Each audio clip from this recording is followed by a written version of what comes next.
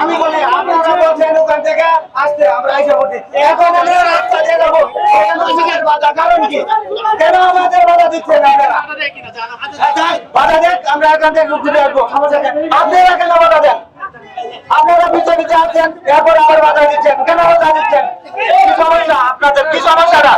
আপনারা চলেন আমাদের টাকা দিয়া, আমরা টাকা বাড়াইলে সেই টাকা দিয়া আপনাদের বেতন দেওয়া হয়, তাহলে কেন আপনারা এই যে ধাক্কা ধাক্কি